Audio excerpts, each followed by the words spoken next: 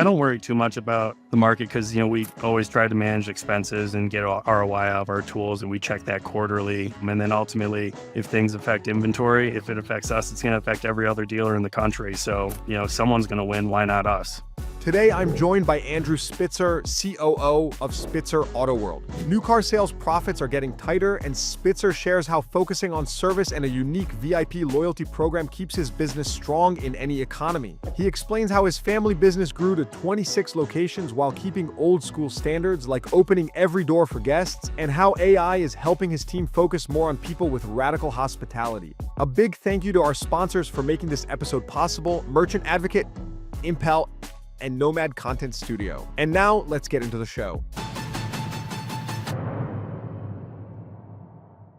Andrew Spitzer on the CDG Podcast. Andrew, welcome. Thanks for having me. Happy to be here. Great to have you here, man. Our first guest who is chatting through a Ray-Ban Meta glasses. That's your microphone, right? Clear. Yep. I all hands-free, AirPod free. I'm free of all devices other than the one on my face. Unreal. Okay, so this will probably be a pretty technologically savvy conversation. That's just my guess. You were about to tell me, and I cut you off. This was prior to pressing record because I wanted to hear the story, but you were starting to touch on your showroom etiquette, AirPods. Like, what's your tell us a little bit about that? How you operate your showroom, pods, and all that. Well, I love hands-free technology, so I get it. I have AirPods, and I take phone calls and do meetings on my glasses all the time, and I used to do it with my AirPods. But going around to the stores, it drives me crazy when I see some of our sales professionals with these pieces of plastic in their ears. It just makes them totally unapproachable. I think it's rude. One, for our customers, like if we get an opportunity to talk to someone, take care of them, I want to make sure we're approachable, and you can do that. Like, same thing as a name tag, right? If it's back in the bullpen, that's cool. I don't want people wearing, different head earbuds when they're talking to customers or, potentially engaging with them. I don't think it's crazy. I don't think it's crazy either. How strict is this rule? You have 26 rooftops. If I walk into any of these rooftops, will people be wearing AirPods at any of them? Like in the open?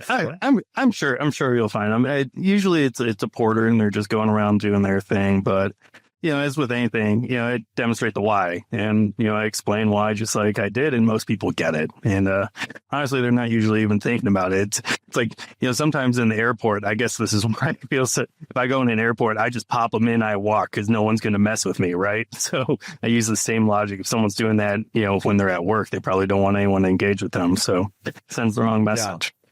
But I think you'll be pretty consistent. You'll be surprised. Yeah. It's that's a great take, man. And I'll give you a different angle in this one as well. I read that from multiple sources, by the way, that I don't think this is some conspiracy, but that the AirPods are actually very bad for you from like a radiation perspective. And again, I have no idea. I'm not backing this up, but I did read it multiple times. So I dumped the AirPods, and now look what I carry around. Look at this. I got these wired ones going back in time. So if you're not watching the video right now, I have a bunch of wired ear pods, they call them, which is, the old school ones. See, they need to see if what's going to get us first, if our brains are going to get cooked by the AirPods or if we're going to become plastic. No. One of us one of them is going to win. But it's so true. Okay, well, I like that. So here's how I read you so far, right? Attention to detail, really care about the customer experience, technologically savvy. So this will shape the conversation. Tell me a little bit about your group. Is pretty remarkable. Founded in 1904. I mean, dude, like we're talking about did cars even exist back then? And I know they just came shortly after. So tell us a little bit about the story about the Spitzer Auto Group and just kind of the everything, the history of this group. Sure. I'm fourth generation family business. We're Spitzer Auto World. Actually, I don't love Spitzer Auto Group because no, you're good. I get a chance to explain it. I think it implies there's multiple owners, but it's just us. It's my family. And, I see my dad every day at work. So, we actually started as a hardware store in sleepy little town called Grafton, Ohio. Still open today, actually. 122 years later, almost in March. But, what's noteworthy about Grafton, though, is it has a water tower. So one day, train going from Detroit to New York stopped to take on water. And a young man by the name of Henry Ford got off the train to stretch his legs, and he's going around town trying to find people to sell his product, the Model T. So Henry Ford's walking around Grafton, talking to people, and everyone's saying, go talk to George Spitzer, my great grandpa. And that's how we got in the car business. So it, and that was fine. And, we were always hardware store first and, car biz second or probably even third. In fact, Ford had reps back then in the early 1900s. I didn't know that until my dad told me the story, but we had a rep come by the hardware store and we were using the Model T to sell potatoes, like had baskets full of them. It's like, George Spitzer, how are you going to sell potatoes out of a Model T? And he looks at me and says, well, they're selling just fine. And it wasn't until my grandpa John got back from World War II that we kind of hit a fork in the road. My great grandpa told my grandpa to liquidate the car business because, he didn't really want to deal with it anymore. But, once he told his son to do that, it started becoming very profitable. And more important than that, he looked at his kid and he knew that there was a passion there. So instead of taking a left at the fork in the road, becoming a big box hardware store like a Lowe's or Home Depot today, we took a right and we went into the car business. And I think it's the right decision at the end of the day. And plus, we still get the hardware store. So we were able to take care of customers there as well. What do you mean? Do you still own a hardware store? Own and operate? Yeah, we do. It actually burnt down to the ground and we rebuilt it decades ago. That happened, but we remodeled it like 15, 20 years ago. It looks good. And it's a local hardware shop. And I can't imagine that moves the needle in the P&L. It's just like a sentimental value. It's just a brand. Rarely a profit generator, but we're not going to close it. Oh, wow. And we got good people there. We do. I mean, that's all we are. That's what I love about the car business. I'm not a car guy at all. I like sports, and that's about it. I have a couple other hobbies here and there, but it's people, and that's what makes us a good organization and what keeps the hardware store going, I guess. Incredible. You're like the OG CarMax story, right? Like Circuit City electronics store to like a dealership, hardware store to a dealership. I mean, you're the real OG. Tell me about, so you like sports, you're 26 rooftops, you clearly have some scale. Any nil action on the marketing side? Does that interest you from like a branding and marketing perspective, nil and like college athletes and sponsorships and stuff like that? Oh, NIL. So we have some professional athlete partners. So we're in the greater Cleveland area for a bunch of our stores. We're in the Pittsburgh market for almost the other half. And then we have one store a little south of Miami. So in Cleveland market, we worked with Joel Bitonio of the Cleveland Browns for years. He's a great guy. People think he might retire here, but hope to keep him a Spitzer athlete for a long time. We worked with Nick Chubb last year. Most people know who Nick is, and got to do a commercial with him. Great guy. In Pittsburgh market, we partnered with Jack Sawyer. He's a rookie linebacker out of the Ohio State University, national champion there, and he's a great guy as well. So nothing on NIL, but we have some athletic partnerships, so that's fun. Mm-hmm. Does it? Do you think it moves the needle, or is it more of just general branding, brand awareness? Like, how do you? Everything's a funnel, right? When we look at marketing, and it's high funnel. It's all about top of mind awareness, and I think we get pretty good deals with these athletes to get what they want, and that's some wheels, and they get some nice cars to drive during the season, and we get some social media posts. We get a visit at one of the stores from the athlete, and that's great exposure, and our customers love it too. How active is your group with social media? Or very active. Because tell me about that. Like, what do you do? I actually just this morning I participated in a town hall with Sam at Ziegler Auto, where they were talking about social media, and I was just talking a little bit about the rise of video and how the odds, the percent retention of a message that is conveyed through video is like 9 times higher than just a generic text, which shouldn't be shocking. It's like, it's a video. It's you're triggering more senses. It's it's just it's a richer format of content. But when you say very active, like what do you guys do and how does that impact your business? So we totally reevaluated our approach to social media probably, 14, 15 months ago, something like that. And basically, because we were doing what I assume every other dealer does. And it's like, all right, tell your salespeople, go make social media posts. And then that's kind of it. Maybe you spiff them, but, really, what is it getting for you? Like, what social circle is seeing that post? It's probably just that salesperson and their friends. Is it getting shared? Is it getting is there a strategy in this? And something that I realized pretty quickly when I got to the management level is we are really good at selling and servicing cars. We are not good at social media. And we wave the white flag. Like, we got to take this out of the hands of all these salespeople and all these people at the store, because ultimately this isn't what directly pays the bills. And all they want to do is focus on their next car deal, which I love. And that's why we partnered with Hey There, Hay there. My sister is actually, part of ownership in that. So that's how it came to be. And they have done an amazing job of, one, creating a strategy, but two, really implementing and letting it run. We have generally more of a focus towards, the female market with social as opposed to a male consumer. And, why is that? Why is that? Ultimately, that's the decision maker, right? And, we try to zig when others zag, and, that's been really good for us. And, we have a different tone content because of that. And, we've seen not only good engagement within that initial circle, but also outside of it. We're seeing shares, we're seeing DMs asking for more information. And, we've coupled that with partnerships with some influencers as well. Because, that's definitely not what we did when we opened the hardware store in 1904. But today you gotta change your game in order to market with today's time. So we've seen some good engagement with that.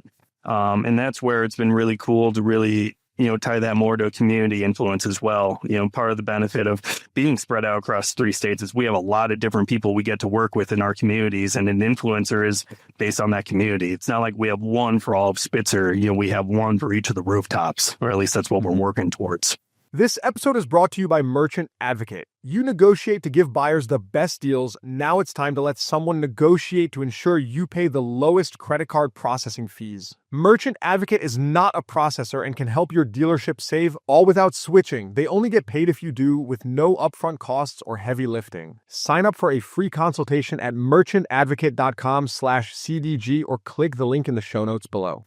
That's interesting because I've heard the stat of, women influencing the majority of car purchases. I don't know how that was measured. I don't know certain brands more than others, certain types of vehicles. And I also don't know how accurate it is. We've all clearly have anyone that's, married or, has sold any cars in their life. They've seen that experience go down at the dealership. But I think it's interesting that you're actually, really putting your money where your mouth is here and specifically creating content targeted towards women. Because, even if they do influence a disproportionate, amount of car sales, are they the right top of funnel to necessarily market to get someone to the dealership? Like, is automotive content what they want to see, or is it better off, marketing that towards men? I don't know. I mean, there's opportunities everywhere, right? And, and once again, I think, conventional wisdom is, you probably want to target more of the men, but, that's so competitive and we're not even sure if that's the right call. Then, I just think this approach has worked for us, and, we've had that kind of approach for some time. But two, it's not as competitive. I think we have more of a voice and more of a channel to actually have our message get heard. That's what we've seen. We've done marketing on Pinterest, and we've seen awesome return on that for that exact reason. Wow, that's creative. I like that. Tell me a little bit about your acquisition spree. if I'm not mistaken, you've roughly doubled your rooftops in the last 4 or 5 years. Yeah. COVID was an interesting time for a lot of places in the world. And, it wasn't the worst for us. We've had an opportunity to grow our company. Back in like the 80s, we peaked at, I think, 33 rooftops, and then, slowly, unloaded some. The recession happened in 08, and, a lot of people lost their dealerships. We were fortunate to get a bunch back. My dad was actually pretty involved in that. That's a separate podcast. That's a good story. He's actually got a book on it. The bankruptcies with the manufacturers, or what are we talking about? My dad was him, Jack Fitzgerald, Tammy Darvish. Gosh, I think there might be one more name in there. And my sister Allison. They were instrumental in getting dealers their dealerships back, and got a bill signed by Obama to basically say what the manufacturers did was unconstitutional, and we help people get their business, their lives back. That's anyways, a conversation for another day. It's a if you can, we'll see. There's a book about it. He'd probably tell you to read the book. If we can wrangle that, he's a tough one to crack down. So back to the scale. How have you sustained this explosive growth, roughly doubling rooftops in 5 years? Yeah. So going back, it was really exciting because, like I said, we used to be, a lot bigger than we were in, 2019, 2020. We got down to like 13, 14 rooftops, and we've added a dozen over the last 5-6 years. So it's presented some challenges, but it's been super fulfilling. One, we've added so many great people, talented people, but great people to the organization, by adding the stores that we did. We've really, gotten a good foothold in Central PA and the Du Bois St. Mary's market, which has been great. But it's definitely opened our eyes to some, opportunities to standardize and streamline. And we've had to really up our game at the management level just because, I don't know if complacency is the right word, but we definitely got used to doing business a certain way with the amount of stores we had, and running an organization with, 14 stores a lot different than 26, especially when a dozen of them don't know what you're about as an organization yet. So how do you, not only teach them your culture, but also learn from theirs? Because, for every store we acquired, there were probably 3 or 4 that we said no to because it wasn't a right culture fit. Culture has always been the number one thing in our organization, and, why we're still in business today, and we weren't willing to jeopardize it, if a store and the people didn't seem to align. So, standardizing and, learning the tools that some of the acquisition stores use, learn more about them, but really, it built confidence in our practices and our partners. And, we got to manage expenses. Things can get very expensive when you add stores, especially if, you have multiple vendors handling, the same tools. So, we work with vAuto at all of our stores, and we're able to, get preferred pricing because of the size of our group. Impel is a big partner of ours, and they've helped us become way more efficient by, letting our team do their job better with the help of AI, not by replacing them. So we've seen really good value there as well. So I want to break that down piece by piece. First of all, when you say standardize across your rooftops, what does that actually mean to you? Like, are we talking single vendor? I've spoken with some dealers recently that have 2 DMSs across their group for redundancy, and I just use that as a one-off example. But what does standardize mean to you? It's I guess how we manage is there's a line in the sand. Spitzer management, we're support for our stores. That's who we are. Our stars run the store, and they are there in the front lines, and so pretty decentralized, you would say. No, I wouldn't say that at all. So what do you mean by your stars run the show and you're in the background? So our GMs run the stores, but there's some non-negotiables. There are some things like, we have a managed floor. We have a point system. It's not wild, wild west. I think if you have that, you have chaos. And if you have chaos, how can you manage a team? And, how can you be productive? So we have a managed floor. I expect every store you walk in, you don't touch a door handle. At point 1, we open doors. I don't care if it's a vendor. I don't care if it's a fellow employee, and I definitely care if it's a guest. But that's something I expect to see at every store. All of our stores have CDK as a DMS. All of our stores use VinSolution as a CRM. But like third-party inventory sites, like that's up to the GM. There's a line in the sand where there's some things we have to handle at the management level to make sure that we are leveraging our scale and ultimately, steering the organization in the right direction. But with that, there are some tools that you're never going to see full ROI out of unless you have the buy-in from the dealership and the team, because, it just doesn't work. They're not passionate about it. They don't want it to work as much. They're almost, some people even tank it just to prove that they're right so they can get what they want. Oh, yeah. So with it, why have the games? I'd rather have someone pick their tool that they're going to get more return out of, because ultimately, if they win, I win. That's a great point.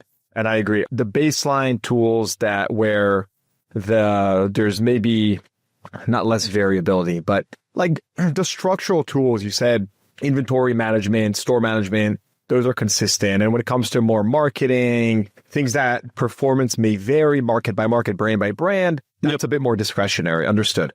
Tell me about, before we talk about how you mentioned you're leveraging technology and AI, and I think that's an important topic because that's also all over the place right now amongst dealers. Tell me more about these like cultural touches. Where did these all like spawn from? You mentioned the no AirPods, I don't want anyone touching the door handle. I want that open before they get there. We actually just had someone on Daily Dealer Live talk about how many times does your store let the phone ring before you pick up? And they were saying, should it be under 2 rings, under 3, under 1? I would have to imagine you're an under 1 store type of guy. But like, what are other cultural touches that you've implemented in your store that have been successful for you? Well, it all just comes from, we got to do right by the customer. We're not perfect, right? And this is always what I learned from my dad, and he learned from his is, look, we're not perfect. We're going to mess up. And, your true colors are always going to show when you do mess up. What do you do? And we always want to make it right. And everything that we do, it's all about trying to differentiate ourselves from the competition, because nowadays, especially, the cars are pretty much all the same. On the new side, they're definitely all the same. And like everyone's seen the different memes of like a compact SUV from the side and how they all look the damn same, regardless of the label in the front. Yes. Used cars are used cars. They're still, unique, but more and more your people and your culture are the difference maker. And, everything we do, especially, in the showroom or anywhere else customer facing, it should be reflective of that. So, I remember in a lot of it, I learned when I sold cars. When I sold cars, I was told, all right, point 1, you open the door because it's something our competition won't do and you're going to make people feel special. And guess what? Probably once a week, I had someone walking in and they're saying, wow, hey, I feel special. Like, a woman comes in, I feel like the queen of this place. And just those little moments add up, because we got to remember, for some people, we're the big bad car dealer. And I don't think that's fair because, I've always been looked at a certain way just because of the name I wear and because I'm a dealer kid. Dealer kids, we're the worst. We really are. And I've seen some pretty terrible ones. It is what it is, but, it makes me motivated to be better too. I think our team takes confidence in knowing that they work for a good family. I'm confident saying that we're good people and we give back to our community. We take care of our folks. And I think if you take care of your employees, your customers will see the benefits of that too, and they'll be taken care of. But all the little culture setters, it's all about taking care of our customers and trying to make them customers for life. Who would you say mentored you? Any peer groups, or are you in any peer groups, or do you have like a learning circle? Or I'm just curious. I just made not really. We have our own like 20 group internally. We call it our Elite 8. So our top 8 performing GMs from the prior year. That's kind of like our consulting group. So when we come up with ideas, especially ones that are going to impact the group at a group level, there can be a disconnect from the ground level to management. So, that our Elite 8 is that bridge to make sure that something we think is a slam dunk at our level might not make any sense at all at the store. So, but that's all internal, not so much with an outside group. Tell me about that Elite 8 though. What about the other, what is it? 18 guy, I guess 18 other operators or that are out there that are not in the Elite 8, are they not going to benefit from the learnings or potential education? So how does that work? Each of the Elite 8 GMs has a pot of 3 or 4 GMs. So that's kind of like their group. So we have a monthly call with our Elite 8. And maybe 1 or 2 meetings. We try not to add too much because what we do is already so time consuming. These people have families, but everyone's voice is heard, even though it's only coming through the mouths of 8 selected people. So everyone's opinion gets to be stated, but ultimately, these are also our best operators. So one of my big managing philosophies is fair doesn't mean equal. If you want to be in this group, you gotta step up your game and earn your spot. That's it. Meritocracy. Get your ass on the line. Go sell a car, baby. That's how we all. Yeah, and that's how we all. And the beautiful thing is, we organize it off of profit, and one of our most rural stores is one of the top stores in the organization, and it's just really a testament to their buy-in and what we do and their confidence in their team and how they develop and just have the right culture. So there's no excuse of I'm at this store, they're at that store. Anyone can make it. That's good.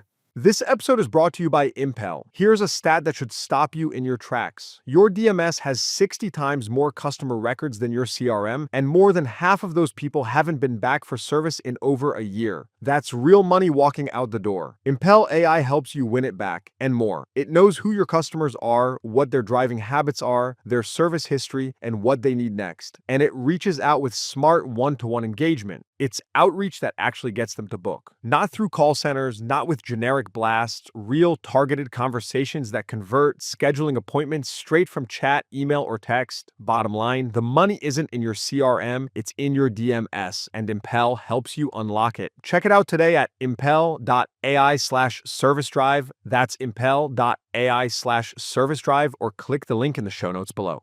When you say top store, are we talking about profitability or what are we talking about? Yeah, Elite 8 top profitability.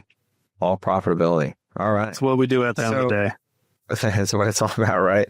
I want to talk about gross and profitability, but before we do that, you mentioned earlier you have Impel across the group.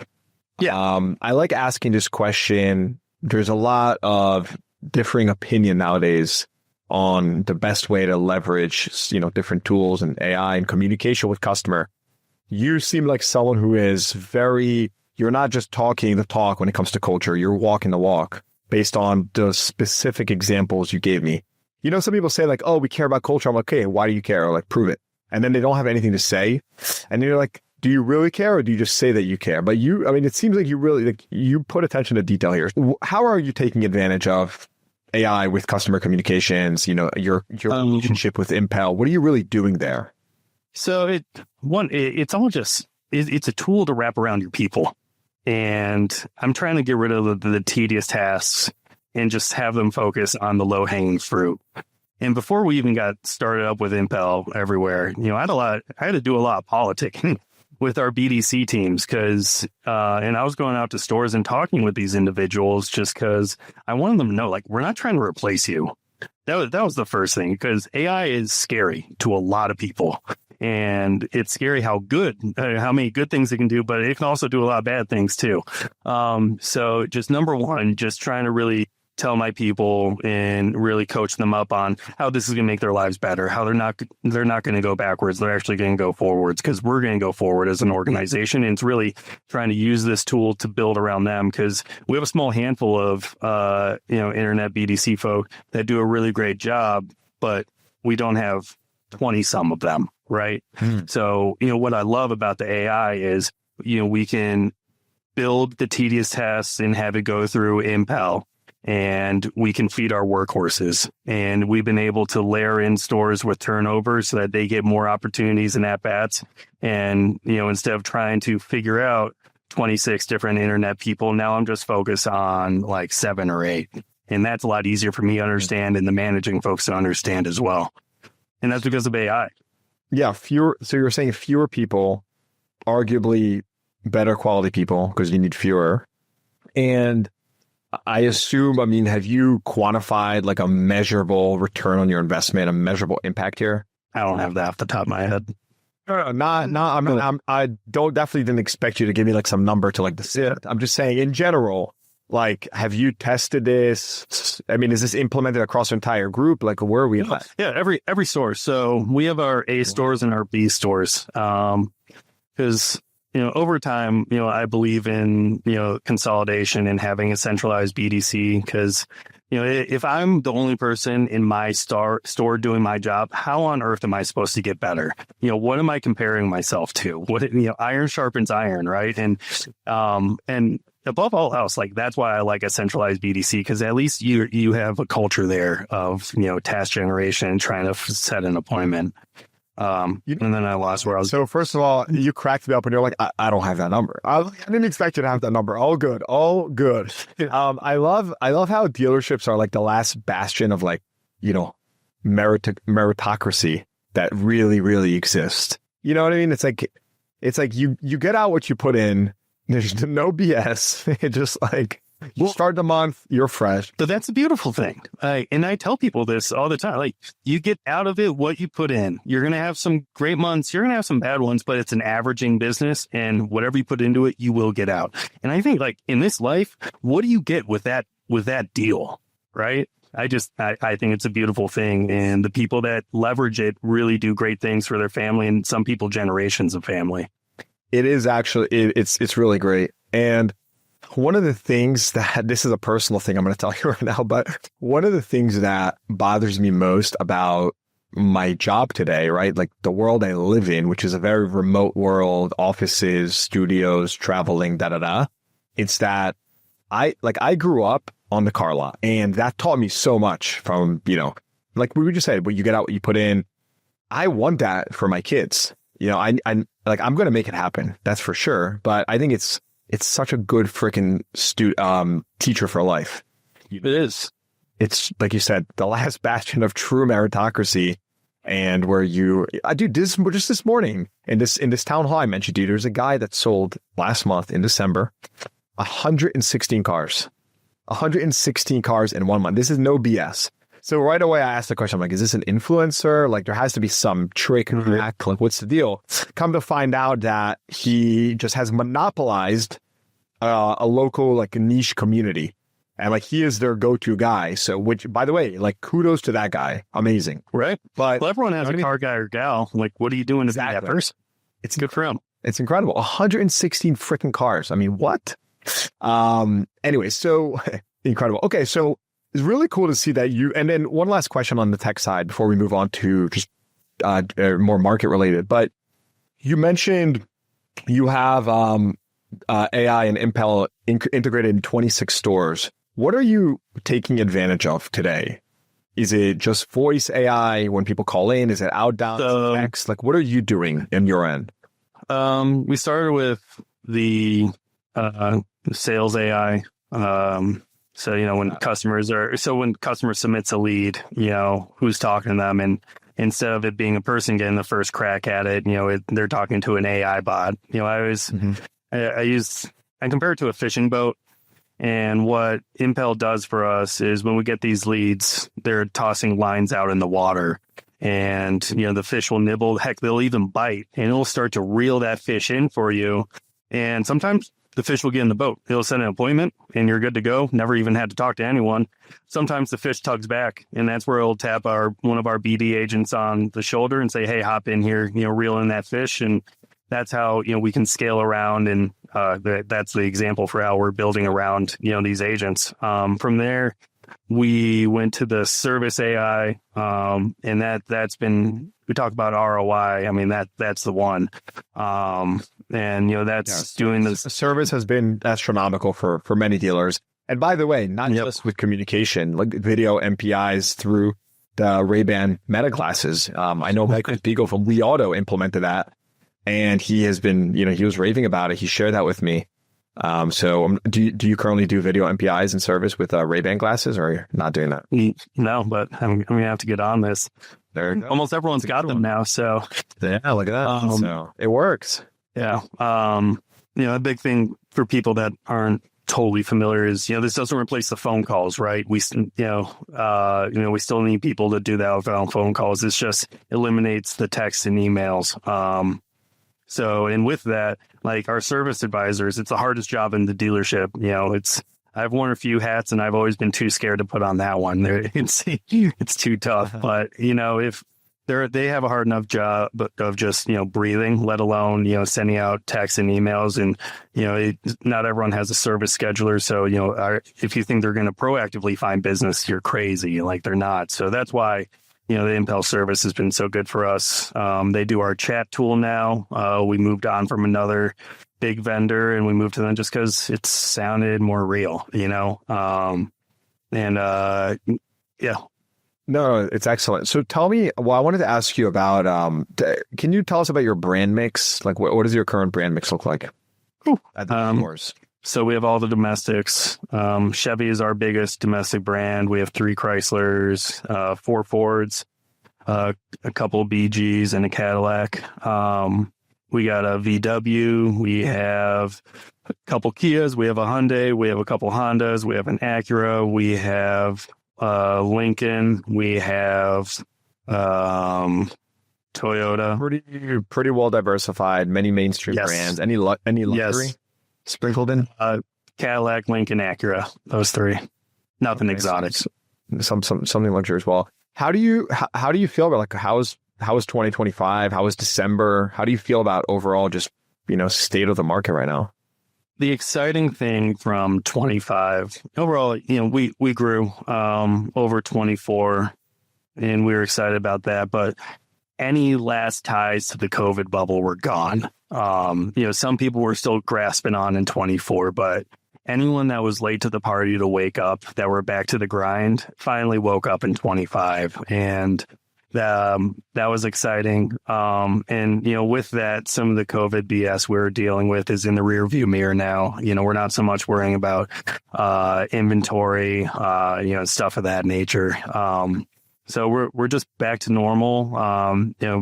Really focusing on expense structure. We weren't as focused on that in the early 20s, and that became more real. And that went hand in hand with some of the Impel stuff that we just talked about.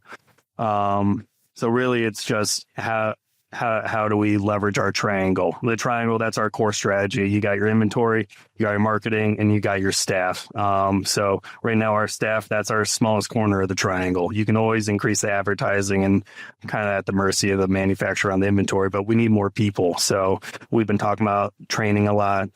We actually have a Spitzer University. It's a web-based app that people can role play on. It can be reviewed by managers. So just try and create some structure with training, and see, as every dealer, it's like, once again, go train. And that's it. What do we do? How do you inspect it? You have like a coaching log, but by the second month you do a coaching log, it's like, all right, they're just filling it out to fill it out. Like, what are you doing? So that's been good. And just really investing in our people. Every theme you just touched on is totally aligned with everything I've heard from every other dealer, right? Working on expense structure, reducing costs across the board. Typically, it's just people and vendors, and not by changing comp plans, but rather is everyone contributing and necessary truly. I don't know if you've seen anything different. Would love to hear your take on that, but that's at least what I've heard from the industry from expense structure. It makes sense. It's some of the biggest line items on the P&L. So that's been your biggest focus. When you think about 2026, you think about affordability. You think about new car gross is dropping, units on ground is rising, so going to see more margin pressure. How are you preparing? Or, it seems like you're not slowing down on buying stores. So much of our focus is on service retention, because, service absorption is a big metric that, we've been focusing on, and just that's the health of your business. And, like, my dad would not be happy by me saying this, but more and more it's like we're in the service business, right? It's like you got to pump them in through the showroom, and then you got to take care of them and retain them through the service drive. So last April, we launched our Spitzer VIP program. So it's a retention program. And, we've always held our hat on value. We have a few why buys that back up the value. And I firmly believe if you can have value and have convenience, you can be lethal. And now we're working on our convenience proposition. So with VIP, you get rewards. So that's the carrot to dangle on how you get people engaged with it.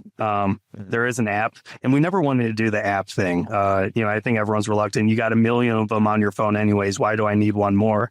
The nice thing, you can earn rewards without the app, but you can't get the full benefit of the program. But we have we partner with Icon Technologies. They have a GPS device that so we have those on all of our units. We sell a 5-year plan with that, but every customer gets a 1-year benefit free of charge, so they can manage that in their Spitzer VIP app. We do complimentary maintenance on retail deals. They can manage that in the app. If they, like VW includes first year maintenance. So our VW customers can actually keep the manufacturer one and gift the Spitzer plan to friends and family. That way we can expand our net and our customer gets an extra value that they, wouldn't have had otherwise. We have 24/7 chat with real people. So if you pull in late night, 3 a.m. and your dashboard's lit up like a Christmas tree, we have someone to talk to and, hopefully troubleshoot if we can. Who is that someone? So that's our partner, Pro Karma. They're the app developer and they have the people and they are awesome. Huge shout out to Cosme and his team. That's been my biggest baby for the past year is really getting that up the ground, because for years and years, and everyone always talks about how do we conquest through the sales arena, and that's great, and we can, and but that's going to be death by 1,000 cuts. Maybe by the time I'm 60, we'll be caught up there in some of our backyards, but every day, we get not only traffic, but traffic with competitive branding on the car in our service drive. So how do we create value and not only doing business with us today in our service drive, but tomorrow as well? And that's why, having the idea of brand equity and building it with our VIP program, plus, trying to train our customers to do business differently than our competitors by having these, unique convenience features within the app. That way, not only do they want to do business with us, they're not going to have the same easy experience at another place, so they don't really want to do it elsewhere, on top of that. This episode is brought to you by Nomad Content Studio. Many dealerships are still getting social media completely wrong. They either ignore it, post inventory photos, or hand it off to someone on staff with no strategy. Meanwhile, the dealership down the street is racking up millions of views and turning those views into real car sales. That's where Nomad Content Studio comes in. They're the team behind the dealers you actually see online. Their system trains a videographer, tells you exactly what, who, and how to film, then storyboards, clips, the raw footage, and post the content daily across all your social platforms. They literally do it all for you. They're the same team behind some of the top dealerships and biggest automotive influencers today. I believe in them so much that I even personally invested in them. If you want your dealership to be next, head to trynomad.co. That's trynomad.co to book a call, or click the link in the show notes below. So a couple questions on that. What inspired you to launch the VIP program? Did you see that somewhere first? Were you exposed to it? Like, where did that idea come from initially? It's like I like sports. So in the NBA, everyone was focused on feeding big men until Steph Curry stretched the floor, and then everyone starts copying, and now you see all these 3-pointers chucked up every night. So some competitors in our markets had a rewards program. I'm like, damn, okay, that actually makes a lot of sense. And you know what? If you can't beat them, it makes sense. And, I'm all about anything that has the customer win. And, between that and our Spitzer Shield, which is our, value add, we have a lifetime nationwide powertrain warranty on new vehicles, and we have our own CPO program. So I just think no one offers more value than us. And, with the convenience and additional value of VIP, I just think we have everything you need from a why buy perspective. And that's good for recruiting too, because it's really exciting when you're interviewing someone, you tell them about all these bullets in the chamber that they have with us that they wouldn't have with another dealer. It makes it a lot more attractive. And then, by the way, I did remember what I wanted to ask you there. And it was two completely separate thoughts, which is why my brain just completely went kaput. I was going to ask you about your university, which is, again, so it's efficiencies and it's training. Efficiencies and training. Everyone is trying to get more from what they have and to, just make things more efficient. It's not that complicated. It's not that complicated in theory. But what is your structure for the university? How did you go about setting that up? Definitely it's challenging because, once again, we sell and service vehicles. We don't really create training videos. That's why I asked. I didn't have a nice app like I have for this podcast. One, we have a good partner with that, Verisana, and they've worked with us and helped edit and build the courses because like a lot of this stuff is just word tracks. And honestly, like, I'm on these videos just because I did it as a salesperson. And, I had all these great things that I learned from my bosses or other salespeople. So it was a chance to get everything in my brain out because I don't work as much with the stores I'd like anymore because I'm doing what I need to do at management. So, of course, that was a work in progress, just getting all that out there, but then leveling it up too.